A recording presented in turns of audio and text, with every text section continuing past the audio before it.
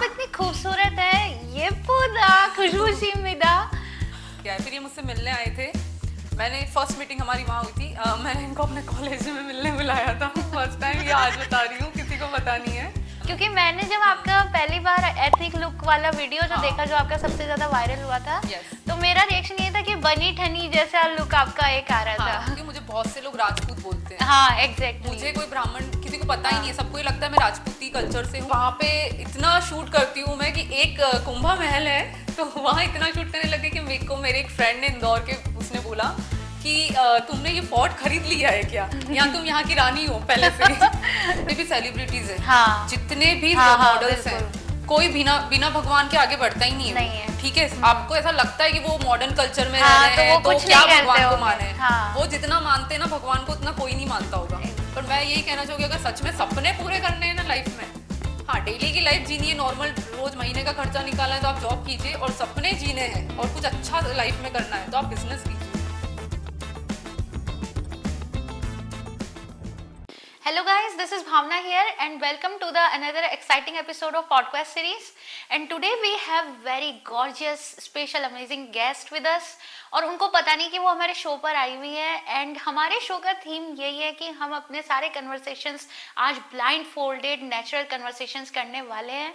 And I am very excited, और मैं उनको अपने टैलेंट से मल्टीपल लैंग्वेजेस में इंट्रोड्यूस करने वाली हूँ ताकि वो गेस कर सके कि मैं कौन हूँ। तो विदाउट एनी डिले, वेलकम खुशबू सुखवाल जी, खम्मा घणी और 안녕하세요 여러분, 오늘은 특별한 게스트를 모셨습니다. 이게 खुशबू십니다. So let's welcome her and let's start the chit chat और जानते हैं उनकी इंस्पायरिंग और पर्सनल लाइफ स्टोरी के बारे में कि आखिर इतना सब कुछ उन्होंने कैसे अचीव कर लिया, और उनके जो अमेजिंग से प्यारे से हस्बैंड है उन्होंने उनको कैसे सपोर्ट किया। तो ये जर्नी के लिए मैं काफ़ी एक्साइटेड हूँ सुनने के लिए कि आखिर ये सब पॉसिबल कैसे हुआ एक लड़की की लाइफ में जो कि राजस्थानी बैकग्राउंड से बिलोंग करती है। तो विदाउट एनी डिले, खुशबू जी आप अपना ब्लाइंड फोल्ड हटा सकती है और देखिए कि मैं कौन हूँ। I am so excited. ओ भावना, आप? हाँ, ओह नाइस। मुझे पता नहीं था कि आपके साथ मेरा पॉडकास्ट शूट हो रहा है। Oh nice. चलो फाइनली आज बहुत मजा आने वाला है भावना के साथ में। और मैं बहुत एक्साइटेड थी, और मैंने सोचा नहीं था कि मेरा फर्स्ट पॉडकास्ट आपके साथ होने वाला है। एग्जैक्टली। और आप शायद बता भी रही थी काफी डेज से आप कुछ मैनिफेस्टेशन पे भी वर्कआउट कर रही हैं। मेरे लिए आज ये बहुत ही बड़ा एक कहते हैं ना अचीवमेंट है। कि मैनिफेस्ट मेरा रियल हो गया है, और सच में मैनिफेस्ट करना बहुत जरूरी है। मैनिफेस्ट किया था कि इतने पॉडकास्ट देखती हूँ, सोच रही थी किसी दिन मैं भी यहाँ बैठूंगी या नहीं, और आज वो फाइनली मेरे लिए वो दिन आ गया है। तो आज हम काफी सारी बातें करने वाले हैं। तो विदाउट एनी डिले आपके चिट्स यहाँ पे रखे हैं सामने, आप नंबर सेलेक्ट करेंगी और कैसे भी क्वेश्चंस आज आपसे पूछे जा सकते हैं। तो विदाउट एनी फियर, और आपको कॉन्फिडेंटली जवाब देना होगा। ये ट्रूथ ऑन डेयर से भी ज्यादा एक्साइटिंग है, तो please select anyone. Okay, I am so excited और डर भी लग रहा है। 7। डर के आगे जीत है। ओके, सो 7 नंबर अभी काफी हल्का फुल्का क्वेश्चन रहेगा आपके लिए। तो आप इतनी खूबसूरत हैं, ये पूरा खुशबू शिमिदा। तो इतनी खूबसूरती का राज क्या है, और अपनी फिटनेस और स्किन केयर रूटीन के बारे में बताइए। देखो, खूबसूरती का राज तो ये है कि आप जितना खुश रहोगे, आप उतने खूबसूरत होते रहोगे।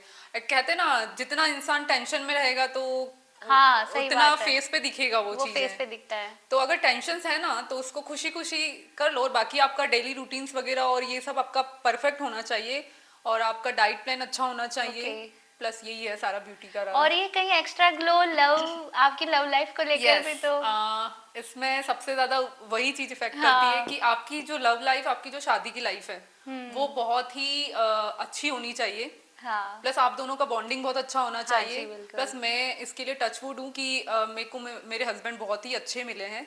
तो बस वही है, उसी का ग्लो है। तो चलिए आपकी स्टोरी के बारे में जानते हैं। तो आप लोगों का एक तो माइंड ब्लोइंग अचीवमेंट ये है कि आपका 7 इयर्स पहले एंगेजमेंट रहा। मैंने जैसे आपके बारे में सुना और आपको इंस्टा पे फॉलो भी करती हूँ।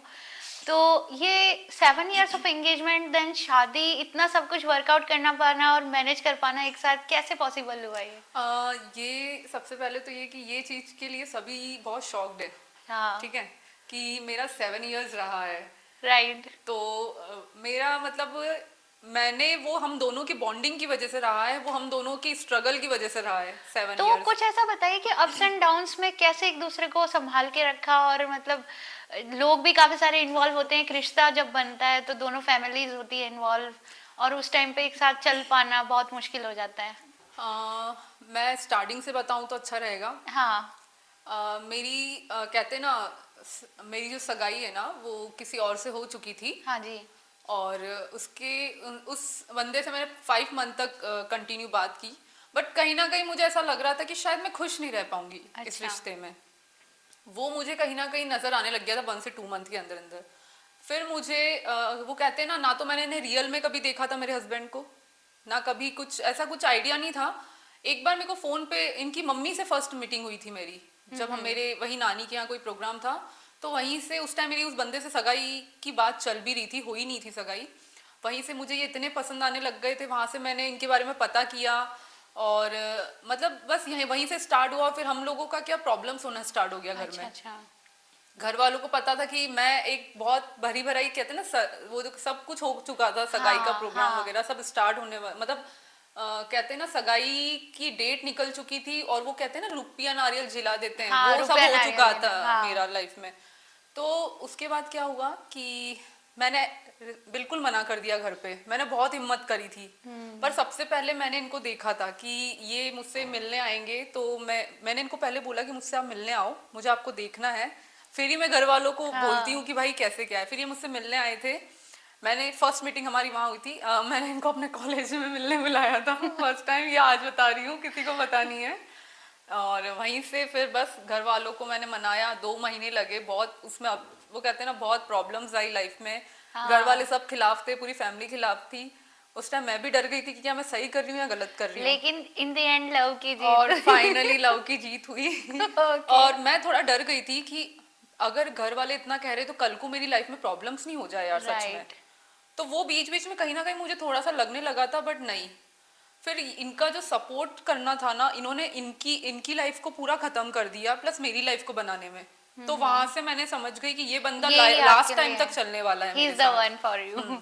तो Okay. सगाई में भी हमारा यही रहा। हाँ। 7 साल सगाई रही ना, 7 साल में हम लोगों का इतना अच्छा बॉन्डिंग रहा कि कोई तीसरा बीच में दखल नहीं दे सका हम दोनों के बीच में। तो बस यही बॉन्डिंग चलती गई, और फाइनली शादी। और 7 साल भी हम लोगों ने रोक रखा था शादी को। अच्छा। क्योंकि कुछ प्रॉब्लम्स थे घर में। इनका ये था अच्छा सब कुछ हो जाएगा उसके बाद ही शादी करेंगे, और पर हमारी किस्मत, तो कहते हैं ना किस्मत साथ में। लॉकडाउन में शादी हुई है हम लोगों की। हाँ। और मतलब फुल लॉकडाउन था। कहते हैं ना 11 बाराती आए थे चित्तौड़ से इंदौर। हाँ। ऐसा कुछ हुआ था, और फाइनली फिर शादी वादी हो गई, और ये अब लाइफ चल रही है और बढ़िया चल रही है, जो भी है अच्छी चल रही है। That's great to hear. और आपके इस आंसर के लिए, ऑनेस्टी के लिए आपको +1 मिलता है। तो it's time for the second chit. अब आप सेकंड कोई सा भी अपना फेवरेट Okay. कलर पिक कीजिए।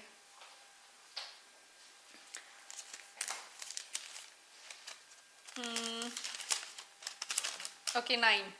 ओके, सो ये क्वेश्चन है आपके प्रोफेशन से रिलेटेड। तो आप एक एथनिक इन्फ्लुएंसर है Yes, yes. वियर्स की। So why you choose ethnic, why not western? हम लोग सबसे पहले तो इंडिया के हैं, भारत के हैं। हाँ, ठीक है।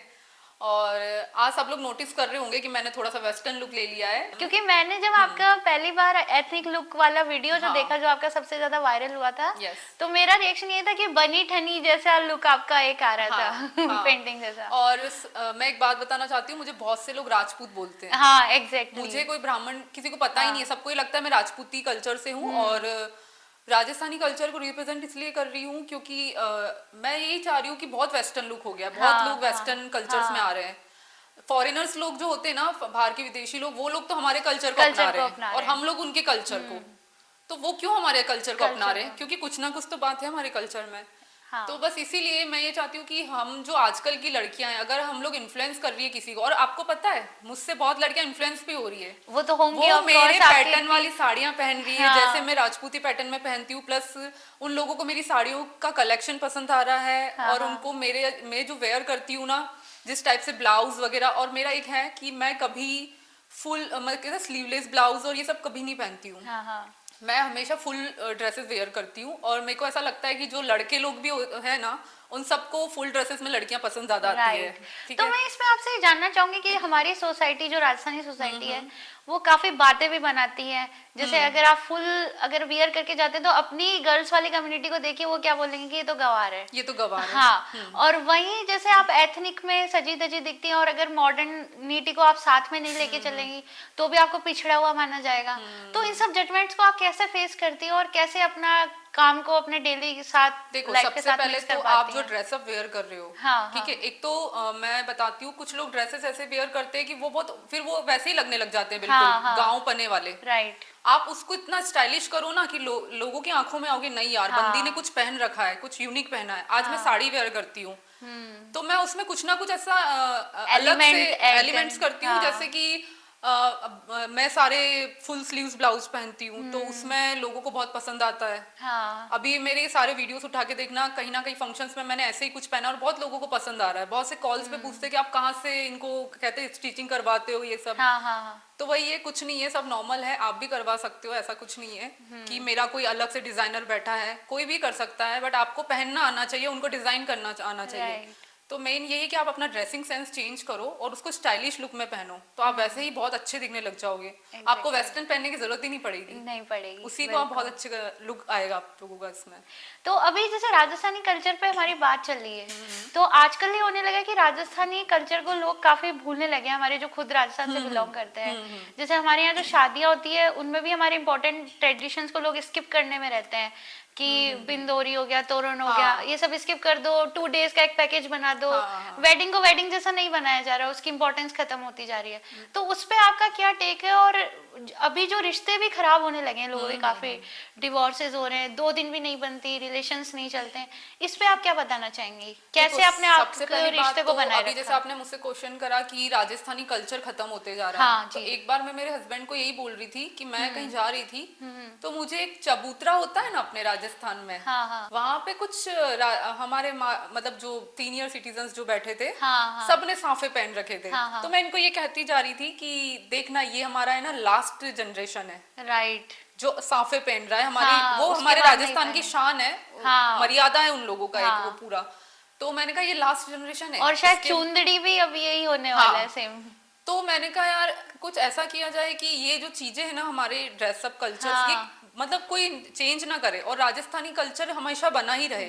और यहीं से कहते हैं ना कला, वो राजस्थान एक ऐसी जगह है जहाँ से कला निकली हुई है, ठीक है।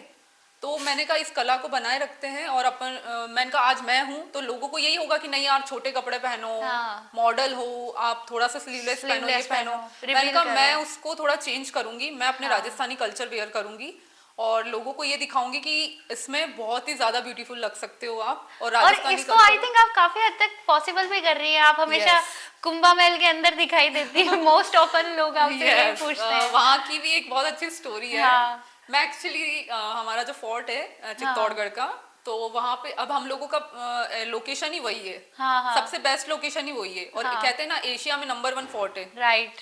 उससे कहते हैं ना उससे ज्यादा बड़ा कोई फोर्ट है ही नहीं अभी तक, अट्रैक्शन है मेन।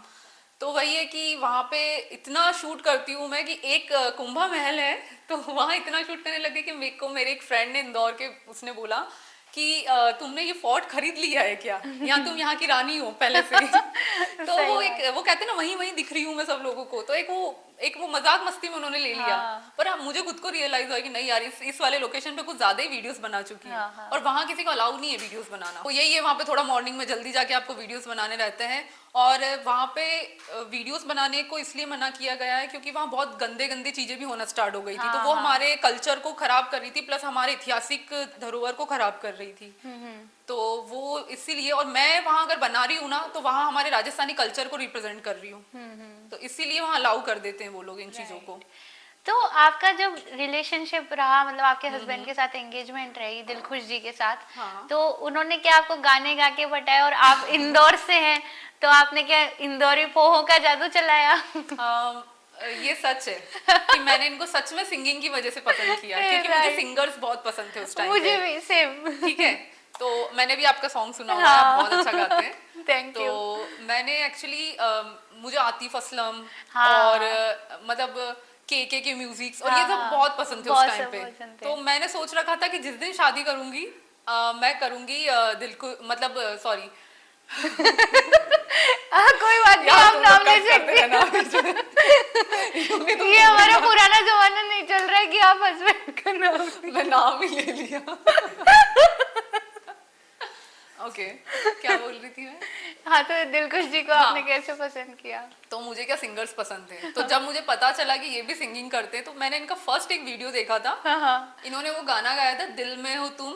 हाँ ठीक है, तो वो गाना मुझे इतना पसंद आया इनका और उसमें मुझे इतने स्मार्ट लग रहे थे ना, तो बस मैंने और कुछ नहीं देखा, बस इनकी वॉइस अच्छी लगी और वहां से पसंद कर लिया। तो मेरी फ्रेंड्स लोग मुझे कहने लग गए कि नहीं यार तुझे सिंगर पसंद था ना, तो देख तुझे फाइनली तेरी सिंगर से शादी हो रही है। और पता है मैं ना, मुझे तो ये मैनिफेस्टिंग में अभी पता चलने लगा है, लॉ ऑफ अट्रैक्शन काफी वर्क कर रहा है। ये अभी ये वर्क कब से कर रहा है। हाँ, ठीक है, पर हम लोगों को क्या वो अभी इंस्टा से अभी पता चलने लगा है कि हाँ 11/11 पे आप विश मांगो तो आपकी पूरी होती है। और वो मैं करती हूँ अभी आजकल, मतलब डेली वेट करती हूँ कि हाँ 11/11 हो रही है नाइट में, और मैं एक बार सबको बोलती हूँ यार यूनिवर्स अभी सुन रहा है, सब लोग विश मांगो। तो ठीक है, कुछ सीक्रेट मतलब ऐसे टिप्स बताइए सिंगल गर्ल्स के तो नहीं, सच में मैनिफेस्टिंग करो, ये रियल होता है। आज देख लो मैं कहाँ बैठी हूँ, तो वो मैनिफेस्टिंग ही है। तो आप लोगों में जब जैसे फाइट्स भी होते होंगे तो क्या फिर गाने गा के सॉर्ट आउट हो जाता हो जाइए? वो गाने हमारे सामने कभी नहीं गाए, ठीक है, वो तो सब कहने की बातें होती है। वो सिंगर कभी अपनी वाइफ को गाना गा के नहीं सुनाता है। तो सॉरी आप बोलती हैं, वो बोलते हैं सॉरी अधिकतर मैं बोलती हूँ, और बहुत रियल केस में जब बहुत ज्यादा नाराज हो जाती हूँ तब जाके वो मुझे बोलते हैं सॉरी। यहाँ पे ये फैक्ट वो हो गया। हाँ, और मैं सॉरी नहीं बोलूंगी तब तक झगड़े भी खत्म नहीं होते। फैक्ट क्रॉस हो गया कि सॉरी लड़कियां भी बोलती है लड़कियां। तो अब टाइम है, आपके कोई भी फेवरेट कलर को चूज कीजिए। 17। ओके, सो लाइफ में कभी ऐसा फेस हुआ कि जैसे स्पिरिचुअल एंटिटी है आपकी लाइफ में और वो कृपा कर रही है, या फिर ऐसी कोई नेगेटिव एनर्जी सेंस हुई हो कि नहीं इसकी वजह से लाइफ खराब हो रही है? आजकल यूट्यूब के वीडियो देख देख के एक तो दिमाग खराब होने लग गया है। हजार चीजें बता देते हैं, दिशा में ऐसे रखो, उस दिशा में ऐसा रखो, तो वहां से थोड़ा माइंड खराब होना स्टार्ट हो जाता है कि क्या करे, ये सच में गलत रख रखा है या मतलब इसकी वजह से। अब अगर हाँ, मैं तो ये मानती हूँ कुछ नहीं होता है, ठीक है, आपका सब ऊपर से लिख के आ गया है। कुछ नहीं है ये, आपका मरने का भी डेट फिक्स है, आपका जन्म का भी डेट फिक्स है। और कहते हैं ना, आप जब मर रहे हैं, आप जब आपकी मौत होने वाली है, प्लस आप जब आपका जन्म हो रहा है, कोई मुहूर्त फिक्स नहीं होता इसका कि कहाँ कोई भाई मुहूर्त पे मरा है या फिर मुहूर्त पे जन्मा है। ये दोनों बिना मुहूर्त के होते हैं, तो फिर हम पूरी लाइफ क्यों मुहूर्त के पीछे पड़े रहते हैं? बिल्कुल सही। गाड़ी मुहूर्त पे लेनी है, घर मुहूर्त पे अंदर इंटर होना है, ये वो सब कुछ। तो मैं तो ये मानती हूँ सब ऊपर लिख के आ गया है। और ये जो हो रहा है ना, आप भगवान को ब्लेम मत करो, ये आपके कर्मों की सजा मिल रही है आपको। कहीं ना कहीं आपने पिछले जन्म में कुछ बुरे कर्म किए होंगे, उसकी सजा मिल रही है, वरना भगवान सबके लिए अच्छा कर रहा है। तो एक इन्फ्लुएंसर जब आप बन जाती हैं तो देखिए आज की मॉडर्न सोसाइटी में क्या इमेज परसेप्शन क्रिएटेड है कि तुम तो मॉडर्न हो, तुम क्या भगवान में मानती होंगी? नहीं, मैं तो सच बताऊं ना, जितनी भी मॉडल्स है ना, मैं कह रही हूँ सब भगवान को मानती है। हाँ जी, बिल्कुल। और उनके बिना वो शायद कदम भी बाहर नहीं निकालती। हाँ, क्योंकि आपके रूट्स रहे हैं तो आप उससे कनेक्टेड रहे हैं। बट मोस्टली लोग ऐसे नेगेटिव कमेंट्स भी करते होंगे आपके पोस्ट पे। आप आज उठा के देखना, जितने भी सेलिब्रिटीज है, जितने भी मॉडल्स हैं, कोई बिना भगवान के आगे बढ़ता ही नहीं है, ठीक है। आपको ऐसा लगता है कि वो मॉडर्न कल्चर में रह रहे हैं, तो क्या भगवान को माने? वो जितना मानते हैं ना भगवान को, उतना कोई नहीं मानता होगा, क्योंकि उनको पता है उनकी लाइफ इस वक्त लक पे चल रही है, और कितना इम्पोर्टेंट है ये सब। और अगर जरा सा कुछ लक में कुछ प्रॉब्लम आई और सब खत्म। तो ऐसी कोई आध्यात्मिक अनुभूति शेयर करना चाहेंगे जो आपके जीवन में बहुत मायने रखती हो? मैं जैसे कहते हैं ना, गण में पैदा होना, ठीक है, तो कोई मुझे कहता है कि आपके साथ कभी हॉरर कुछ इंसिडेंट हुआ है क्या? मेरे साथ नहीं हुआ है, क्योंकि ये कहते हैं कि आप अब ये मानते हैं या नहीं मानते लोग कि आप जिस गण में पैदा होते हो आपको उस टाइप का दिखता है। अगर आप देवगण में पैदा होगे तो आपको देवगण के जैसे आपको भगवान का कुछ ना कुछ एहसास होगा, ठीक है। और आप राक्षस गण में पैदा हुए हो तो आपको कहीं ना कहीं कुछ शक्तियां दिखेगी, ऐसी भूत प्रेत वगैरह ये सब। तो मेरे साथ ये रियल में हुआ है। मम्मी बताती है कि मैं देवगण में पैदा हुई हूँ। तो मुझे माता जी का, जो माता रानी है ना, उनका बहुत आशीर्वाद है, ठीक है। मैं भोले बाबा को भी बहुत मानती हूँ। पर माता रानी का ऐसा आशीर्वाद है कि मेरे को एक बार ऐसा हुआ था कि हम लोगों का न्यू होम बन रहा था, जब मेरी शादी मतलब 2007 की बात है, जब मैं स्कूल टाइम में थी, और हम लोगों का न्यू मतलब ओपनिंग हो चुकी थी, पर पूरा घर प्रॉपर नहीं बना था। हाँ हाँ। तो हम लोग क्या सब ऐसे नीचे ही सोते थे, फर्नीचर वगैरह कुछ नहीं था, तो हम लोग सब नीचे ही सोते थे। तो हमारे क्या उस टाइम गेट वगैरह भी नहीं लगे थे, तो और आसपास के कॉलोनी में मकान बना था, तो आसपास मकान नहीं थे, तो पूरा खेत टाइप था। तो क्या मुझे एज अ वॉशरूम जाना था। अच्छा। तो उस टाइम वॉशरूम वगैरह भी ढंग से पूरा घर पे प्रॉपर ढंग से नहीं बना था। तो मम्मी ने कहा था कि तुझे जब भी हो तो मुझे उठा देना। तो मैंने उस टाइम पे क्या हुआ कि मुझे वॉशरूम जाना था, मम्मी को मैंने उठाया, ठीक है, और मैं बाहर लेके भी गई। मुझे एक रेड साड़ी में लेडी दिखती है, प्लस फेस नहीं दिख रहा है, पूरा गोल्डन कहते हैं ना, ये मैं कभी किसी से शेयर नहीं किया है बट आज कर रही हूँ। पूरा गोल्डन मेकअप, वो कहते हैं ना ज्वेलरी दिख रही है, बट फेस नहीं दिख रहा है, उस पर पूरा तेज आ रहा है एकदम। जैसे सूरज का तेज होता है ना, वैसा आ रहा है। और प्लस वो मुझे हाथ पकड़ के ले जाती है बाहर वॉशरूम करके, वापस मुझे लाके मुझे मेरी जगह पे सुला देती है, और वो वापस चली जाती है। फिर मैंने सुबह उठ के मम्मी को पूछा कि मम्मी रात में आप थे क्या वो रेड साड़ी में? मम्मी ने कहा मैं कहाँ थी, मेरे को तो तूने उठाया भी नहीं अभी तक वॉशरूम के लिए कि तुझे जाना है। तो मैंने कहा मम्मी फिर वो कौन था जो मुझे रात में लेके गया, प्लस और लास्ट में आप उधर भी गई मम्मी, पायल की आवाज आई बस मुझे। तो ये फिर बाद में मम्मी ने बताया कि कुछ नहीं, तुझे माता रानी आई और दर्शन देके गई। तो ये मेरी लाइफ में एक बहुत बड़ा वो था कि आज भी मेरे रोंगटे खड़े हो जाते एकदम से कि हाँ वही। तो यही है, बस ये इंसिडेंट हुआ है। तो जब जैसे आपने इन्फ्लुएंसर प्रोफेशन में कदम रखा, तो इसमें आपको क्या क्या परेशानियां आई, और जो भी न्यू गर्ल्स हैं जो इन्फ्लुएंसर बनना चाहती हैं, खूबसूरत भी होती हैं, टैलेंटेड, जैसे आप भी मल्टी टैलेंटेड हैं, आर्ट में भी आपका इंटरेस्ट है, डेकोर आइटम्स भी आप बनाती हैं, और सिंगिंग डांसिंग में भी आप काफी आगे रही हैं बचपन से। तो कैसे मतलब डिसाइड कर लिया, और कब डिसाइड कर लिया कि अब इसी प्रोफेशन में कदम रखना है? देखो टैलेंट की तो कमी है नहीं, कहते ना मल्टी टैलेंटेड वाली बंदी, वो खुद की तारीफ नहीं करनी चाहिए। और फिर हमारी वाली सोसाइटी की क्या परसेप्शन है कि अगर आप टैलेंट को फॉलो करोगे तो आपके पास मनी का फ्लो उतना नहीं होगा, क्योंकि आपको वही डॉक्टर इंजीनियर बनना सिखाया गया है। और मैं सच बताऊं तो अगर आपको सच में आगे बढ़ना है तो आप अपने टैलेंट पे वर्क कीजिए, आप एक दिन इतना पैसा कमाओगे और प्लस इतने खुश रहोगे उस वर्क को करके। आप जो अभी बिना मतलब के जो जबरदस्ती भागे जा रहे हो ना अलग अलग फील्ड में, वो आपको पसंद ही नहीं है, फिर भी भाग रहे हो। फिर भी उसमें पीछे करना पड़ेगा आपको। एक बार अपने मन पसंद का काम करके देखो और अपने टैलेंट पे वर्क करो, और सच में फिर आप देखना जो पैसे का फ्लो आएगा ना, फिर आप उसको रोक भी नहीं पाओगे। बस यही है कि आपको कंसिस्टेंसी बनाए रखनी है और वर्क करते जाना है। तो यही मैं यही बोलूंगी कि सबसे ज्यादा आपको टैलेंट पे वर्क करना चाहिए। आज मैं अपने टैलेंट मैंने कितनी चीजें कर ली। मेरे को वैसे बनना एक्टर ही था स्टार्टिंग से, बट पापा और ये सब कहते थे नहीं गवर्नमेंट जॉब करनी है, डॉक्टर बनना है, ये सब वो कहते हैं ना आपको बचपन से बहुत चीजें भर दी जाती है दिमाग में, तो आप कंफ्यूज हो जाते हो साला बनना क्या है लाइफ में। ठीक है, तो वही प्रॉब्लम है कि मैं बनना, आज मैं अगर स्टार्टिंग से मेहनत करती ना तो अभी तक मैं बहुत बड़ी सेलिब्रिटी होती। बिल्कुल। अभी तक तो मेरे को मूवीज मिल चुकी होती, क्योंकि मेरे को कब से, और मैं इंदौर जैसी सिटी में रहती हूँ, वहां पे मुझे कुछ नहीं करने दिया। वो तो मैं कह रही हूँ ना, मेरी पूरी लाइफ ही यहाँ आके चेंज हुई है, और आज अब जो मुझे पहले कर लेना था वो मैं अब कर रही हूँ। तो एक सुनहरा सपना जैसा नहीं लगता? क्योंकि हमारे क्या होता है, जब हम लड़कियां अपने घर में होती है तो कंजर्वेटिव फैमिलीज में ही कितना रिस्ट्रिक्शन होता है, बस और फिर इन लॉज से एक्सपेक्ट करना तो एक बहुत ड्रीमी बात हो जाती है। और आपके लिए तो एक बहुत ही अच्छा हो गया कि आपके इन लॉज इतना सपोर्ट करते हैं। इन लॉज बहुत अच्छे हैं। मम्मी पापा ने भी सपोर्ट किया, बट वहाँ का माहौल ही ऐसा था। जहाँ मैं रहती थी ना, वहाँ का माहौल ही ऐसा है कि आपकी लड़की, अरे बाप रे आपकी लड़की हीरोइन बन रही है, अच्छा आपकी लड़की एक्टर बन रही है, अरे बाप रे वहाँ पे फील्ड बहुत गंदी है, मत भेजना, लड़की की पूरी जिंदगी खराब हो जाएगी। अब पता नहीं यार, वहाँ गए नहीं गए उससे पहले ही आपने बोल दिया कि लड़की की जिंदगी खराब हो जाएगी, तो उससे घर वाले डर के बैठ गए कि नहीं नहीं ये फालतू फील्ड नहीं, आप गवर्नमेंट जॉब करो, हमारा नाम रोशन करो, हमारी इज्जत इसी में बनेगी। पर आज जब मम्मी पापा देखते हैं ना तो उनकी पोजीशन इसमें भी अच्छी खासी बन रही है, और मैं उससे ज्यादा गवर्नमेंट जॉब वालों से ज्यादा अच्छा खासा कमा भी रही हूँ, प्लस उन लोगों से ज्यादा रिस्पेक्ट है। ये है, वो महीने का कमाते हैं, हम हर दिन कमाते हैं। ठीक है, सही बात। तो वही है। और मतलब अगर आपको टैलेंट आपके अंदर है तो प्लीज यार उस टैलेंट को आप उसी पे फोकस कीजिए, और अदर मत भागिए, क्योंकि आपकी पूरी लाइफ खराब हो जाएगी। क्योंकि मैं अदर भागी ना, मैंने बैंकिंग की भी तैयारी की, प्लस मैंने बीकॉम किया जहाँ मुझे कभी मन ही नहीं था। मैं एक ऐसे कॉलेज में गई जहाँ कभी सोचा नहीं था मैंने। मेरी स्कूल लाइफ बहुत अलग थी, कॉलेज लाइफ बहुत अलग आ गई, मैं बहुत डिस्टर्ब हो गई थी। मेरा स्ट्रगल टाइम आपको मैं बताऊंगी आगे कि बहुत ही बेकार गया है। तो स्ट्रगल के दिनों में कभी ऐसा सोचा था आपने कि आज इतना आगे बढ़ पाएंगी और इतना सब कुछ पॉसिबल हो पाएगा? तो कैसा उस समय और अब कैसा फील होता है इतना सब कुछ अचीव करने के बाद? क्योंकि मैंने सुना आपका एक टिकटॉक वीडियो जिसे रवीना टंडन जी ने भी नोटिस किया था और आपको बॉम्बे से भी काफी अच्छे ऑफर्स आए थे। मेरी लाइफ में एक ऐसा टाइम का फेस आ गया था, मतलब कहते हैं ना वो हर इंसान की लाइफ में आता है कि मैं अपने आप को खत्म करने चली थी। ये वाला एक इंसिडेंट भी आ गया था लाइफ में। मतलब मेरे साथ बहुत बुरी चीजें भी हुई है कुछ लाइफ में, अब यहाँ इतना पर्सनल नहीं बता सकती हूँ, बट ठीक है, लाइफ में ऐसी कुछ चीजें हो जाती है जिससे आप डिस्टर्ब हो जाते हो थोड़ा सा।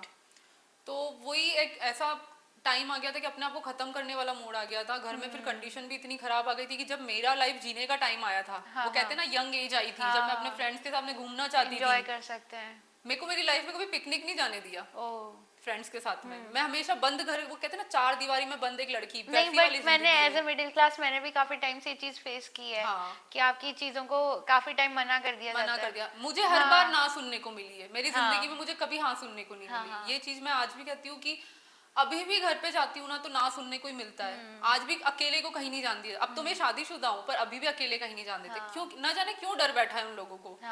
और उस वजह से आज मेरी लाइफ में मुझे प्रॉब्लम्स आती है कि मैं अभी भी अकेले बाहर नहीं निकल पाती हूँ कहीं ना कहीं, क्योंकि एकदम से आप विश्वास नहीं कर पाते। आपके शुरू से माइंड में बस वही अब वो डर बैठ गया है कि नहीं यार कुछ हो जाएगा कुछ हो जाएगा। तो उस वजह से मैं अभी तक इतना स्ट्रगल कर रही हूँ ना इस चीज को। और बाकी स्ट्रगल वाली लाइफ तो इतनी वो आई थी कि वो कह रही हूँ ना कि एक फेस ऐसा टाइम आ गया था, पर उस टाइम पे अगर मैं कसम से अगर वो चीज कदम उठा लेती ना तो मैं शायद ये सपने नहीं इसीलिए कभी जीवन में वो कहते हैं ना अप्स एंड डाउन आते रहेंगे। आपका गोल्डन पीरियड भी आएगा और आपका डाउनफॉल भी आएगा। तो अगर आप दोनों चीजों को एक्सेप्ट करते हो ना तो कर लीजिए, बहुत सही मौका है। क्योंकि दोनों टाइम देखने को मिलेगा और आज वो टाइम आ गया है मेरी लाइफ में। मैंने देखा, बहुत बुरा समय भी देखा और आज बहुत अच्छा समय भी देख रही हूँ। बस यही है कि जो समय अच्छा आ रहा है ना उसकी आप इज्जत कर लीजिए, क्योंकि वो फिर नहीं आएगा। इससे आपकी मेंटल लाइफ पे मतलब मेंटल हेल्थ पे भी फर्क पड़ा होगा, कैसे इसको कॉप अप किया? और एज अ वुमेन क्या होता है कि हमारी मेंटल हेल्थ जब खराब होने लगती है स्ट्रेस से तो समटाइम्स हर एक की बॉडी अलग तरीके से रिएक्ट करती है, पैनिक अटैक्स आते हैं, आप बहुत ज़्यादा सेंसिटिव हो जाते हैं। इवन मैं बताना तो नहीं चाहूँगी बट समटाइम्स मेरे साथ भी क्या हुआ है, जैसे एज अ वुमेन भी आपको जज किया जाता है कि बहुत सेंसिटिव है, रोंदू है या इस तरीके से, देखो स्ट्रॉन्ग वुमेन नहीं है। तो वो फेज से ओवरकम करके उस फियर को कैसे आपने फाइट की और आज मतलब कैसे मुंह तोड़ जवाब दे पाई और उन लोगों का अब क्या रिएक्शन होता है? मैं ना एक ऐसी लड़की थी कि मतलब किसी के पास बैठने से भी डरती थी। वो वाली मतलब 5 मिनट जरा सा किसी ने कुछ कह दिया रो देती थी मैं। पर अभी इतना बोल्ड बन चुकी हूँ ना कि अब कोई कुछ कह के दिखाए।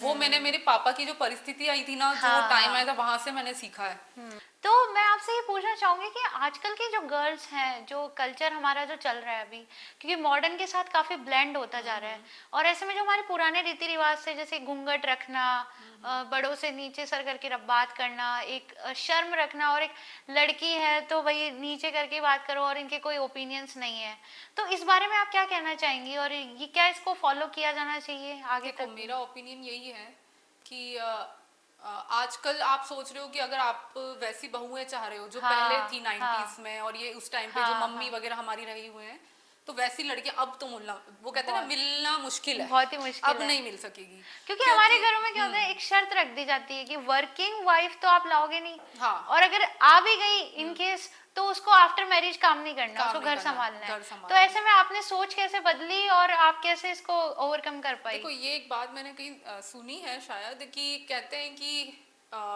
आजकल रिश्ते बहुत टूटने लग गए हैं। क्यों? क्योंकि लड़कियां सहन नहीं करती और पहले रिश्ते इसलिए बने रहते थे क्योंकि लड़कियां सहन करती थी। तो आजकल लड़कियों ने सहन करना क्या बंद कर दिया और अपने बारे में बात करना क्या, मतलब अपनी चीजें क्या रखना स्टार्ट कर दी ससुराल में, घर टूटने लग गए। तो वही एक बात आ गई है कि लड़कियां मतलब जिंदगी भर दबके रहे, कुछ बोले ना और कुछ करे ना, तो मतलब आपका घर का रिश्ता अच्छा चलता जाएगा।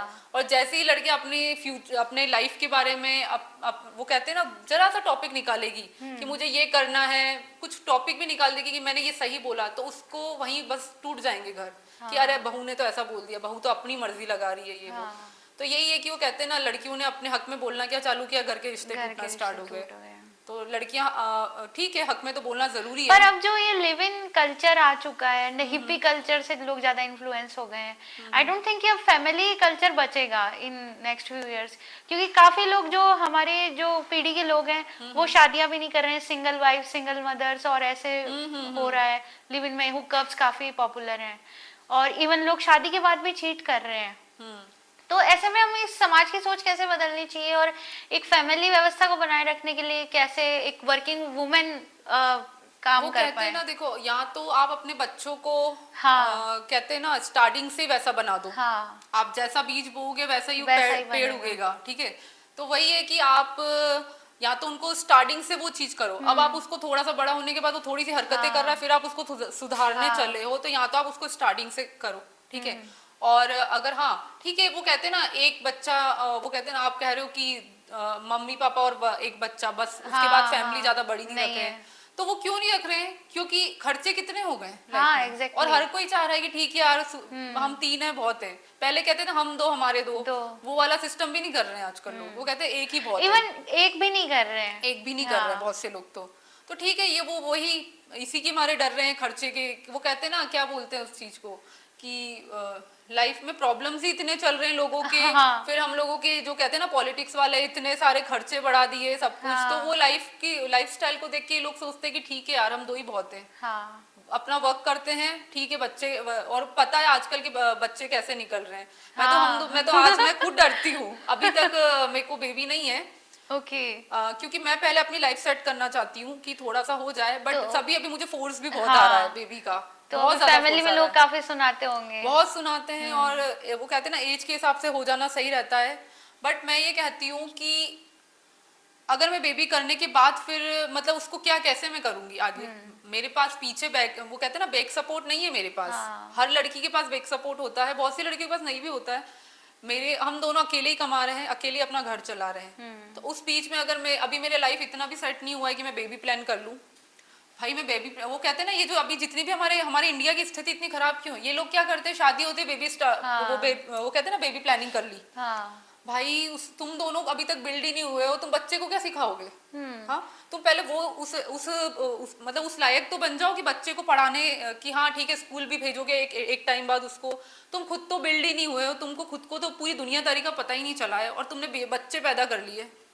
तो ठीक है, मैं सबको बोलूंगी ठीक है, एज के हिसाब से आपको कहते हैं, डॉक्टर्स वगैरह भी कहते हैं कि एज के हिसाब से कर लेना चाहिए। बट मैं ये कहूंगी, उसको देना होगा ना ऊपर वाले को, वो कभी कोई सी भी एज में दे देगा मुझे। बट ये है कि जब तक हम दोनों आगे नहीं बढ़ जाते, मैं मेरे फ्यूचर को सेट नहीं कर लेती, तब तक शायद मैं अभी कोई प्लानिंग नहीं करूंगी। तो यही है। तो अभी time for the last card, और कोई भी आप कार्ड पिक कर लीजिए।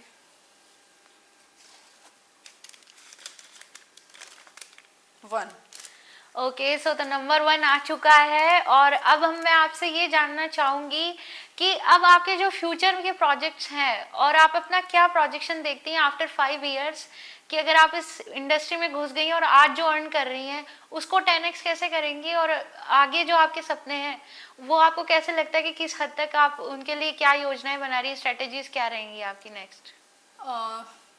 देखो, अभी मैंने बोला है कि मुझे खुद को भी नहीं पता है। आज ये हुआ है, मुझे नहीं पता था कि ये सच में मेरे साथ बट ऐसा होता है ना कि if you plan to fail, you failing with plan. नहीं, प्लान तो करती हूँ, फेल हो तो हो चलेगा। प्लान तो करके रखना चाहिए लाइफ में कि ये बनना है मुझे एक टाइम पे, ठीक है, मुझे एक एक्टर बनना है। और आज नहीं तो कल मैं खुद चाहती हूँ, मैनिफेस्ट भी करती हूँ कि मैं अपने आप को एक टेलीविजन में देख सकूं, मेरे भी बड़े बड़े होर्डिंग्स लगे। ये सब एक मैनिफेस्ट करती हूँ लाइफ में कि अच्छे अच्छे ब्रांड्स के साथ वर्क करूं। अभी तो सबसे पहला मेरा फोकस ही यही है कि मेरे को अच्छे ब्रांड्स के साथ वर्क करना है। बड़े बड़े जितने अच्छे खासे बड़े ब्रांड्स होंगे, मेरे को उनके साथ में वर्क करना है। और मेरा ये रहता है कि ब्रांड्स को भी मजे आए मेरे साथ वर्क करने में, और मैं भी उनको काम अच्छा करके दूं। तो आपका यूएसपी कैसे मेंटेन रखती है, और आगे भी आप क्या क्या न्यू मार्केट में इंट्रोड्यूस करने वाली है? क्योंकि मान लो अगर कभी ऐसा डिमांड हुआ कि कोई आपको वेस्टर्न उसमें भी देखना चाहता है अटायर में, तो क्या एक ये चीज और मैं क्लियर कर देना चाहती हूँ। मैं बार बार कहती हूँ कि मैं राजस्थानी कल्चर को रिप्रेजेंट कर रही हूँ, बट ये मेरा मैन है। बट प्रॉब्लम ये है कि सब लोग मुझे कहते हैं कि सिर्फ राजस्थानी। देखो, मैं एक इन्फ्लुएंसर हूँ, मुझे हर टाइप का ड्रेस पहनना पड़ेगा, ठीक है ना। अब मैं, और राजस्थानी जो कल्चर का है वो मेरा मेन खुद का है, तो वो मैं लोगों को इन्फ्लुएंस करना चाह रही हूँ, मैं किसी के फोर्स के दबाव से इन्फ्लुएंस नहीं कर रही हूँ। और मैं इन्फ्लुएंसर हूँ, मुझे हर प्रकार का ड्रेस पहनना पड़ेगा, हर प्रकार का वर्क करना पड़ेगा। तो मेरा जो इन्फ्लुएंस आप लोगों को करना चाह रही हूँ, जो जितने भी लोग हैं, कि यही है कि राजस्थानी कल्चर को आगे लेके जाना है। बाकी मेरे ऊपर कभी ये मत कह देना कि नहीं यार, आप तो कह रही थी आप राजस्थानी ड्रेसेस पहनती हो और एकदम से आपने वेस्टर्न कैसे पहन लिया। हाँ। यार मैं प्लेटफॉर्म पे आई हूँ तो मुझे हर प्रकार का ड्रेस पहनना पड़ेगा। हाँ। तो आप मुझे कुछ नहीं कह सकते इस चीज पे, और मैं क्लियर कर देती हूँ आज ही कि कल को यूं ना उंगली उठा दे कि यार ये तो राजस्थानी कल्चर को कर रही थी, आज देख छोटे कपड़े में घूम रही है। और छोटे कपड़े सबसे पहली बात तो मैं पहनती ही नहीं हूँ, ठीक है, जितना हो सके। ठीक है, आज मैंने ड्रेस भी पहना है ना तो बहुत सोच समझ के पहना है कि हाँ ठीक है, अपना बदन ढका हुआ होना चाहिए, बस और कुछ नहीं। तो लास्टली आप क्या एडवाइस रखना चाहेंगी लाइफ को लेकर फॉर मैरिड गर्ल्स जो कि वर्किंग वुमेन भी हैं एंड उनको अपना रेस्पॉन्सिबिलिटीज भी देखनी है और करियर वाइज भी उनको सक्सेस अचीव करनी है, तो उनके लिए लास्टली क्या एडवाइस रहेगी? सबसे पहले तो ये कि अगर जो लड़कियां जॉब नहीं करती है, ठीक है, तो अपने अंदर टैलेंट देखें। हाँ। जैसे मैं उस टाइम पे कोचिंग पढ़ाती थी घर में। हाँ। और कोचिंग एक बहुत बड़ा बिजनेस है अगर आप उसको मान के चलो तो। आप अगर लड़कियां जिनको कहते हैं ना ससुराल में बाहर वर्क नहीं करने दिया जा रहा है, तो आप मेकअप का कोर्स सीखें। और यूट्यूब इतना बड़ा प्लेटफॉर्म है ना कि आप वहां से क्या नहीं सीख सकते हो। और आजकल आपको किसी टीचर की जरूरत नहीं है, ठीक है ना।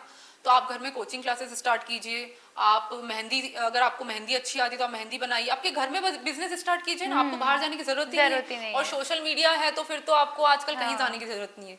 और आज तो मैं कहती हूँ कि मैं बार बार कह रही हूँ ना, मुझे सेलिब्रिटी बनना है, एक्टर बनना है। आजकल वो लोग खुद हम सोशल मीडिया वाले बंदों को ढूंढ रहे हैं, उनको फेमस, खुद को फेमस के प्रमोशंस के लिए। तो मैं वही कहती हूँ कि मतलब मुझे ऐसा लगता है कि भगवान ने अगर मुझे इस फील्ड में लेके आए तो मतलब बहुत अच्छे टाइम पे लेके आ गए, क्योंकि मैं जो सेलिब्रिटी बनने का सोच रही हूँ वो यहीं से होके गुजरना है मुझे, और उसके बाद मुझे इसी लाइफ में वापस आना है। तो मेरे को पहले ही ये लाइफ मिल गई है, ठीक है ना। वो आज जितने भी प्रमोशंस वगैरह जो भी करते हैं उनको किसकी जरूरत पड़ रही है, हम अच्छे फॉलोअर्स वालों की ना। तो वही है। और जितनी भी लड़कियों को बस यही बात कहना चाहूंगी कि आप खुद का बिजनेस स्टार्ट कीजिए। और कहते हैं ना जॉब, अगर हाँ ठीक है बहुत खुशनसीब वो जॉब करने दे रहे हैं, पर मैं यही कहना चाहूंगी अगर सच में सपने पूरे करने हैं ना लाइफ में, हाँ डेली की लाइफ जीनी है, नॉर्मल रोज महीने का खर्चा निकालना है तो आप जॉब कीजिए। और सपने जीने हैं और कुछ अच्छा लाइफ में करना है तो आप बिजनेस कीजिए। तो बिजनेस वुमन बनिए, सबसे बेस्ट है। ओके, सो ये थी हमारी special talk with Khushboo Sukhwal ji and it was very entertaining. और आई होप आप लोगों को काफ़ी कुछ सीखने को मिला हो, और राजस्थानी संस्कृति के बारे में भी हमने काफ़ी मज़ेदार बातें की और काफ़ी चीज़ें आप लोगों को जानने को मिली हो। तो ऐसे ही अमेजिंग पॉडकास्ट के लिए स्टे ट्यून्ड। हाय, सबसे पहले तो खम्मा गणी, मेरा नाम खुशबू सुखवाल है और मैं चित्तौड़गढ़ राजस्थान से पधारी हूँ।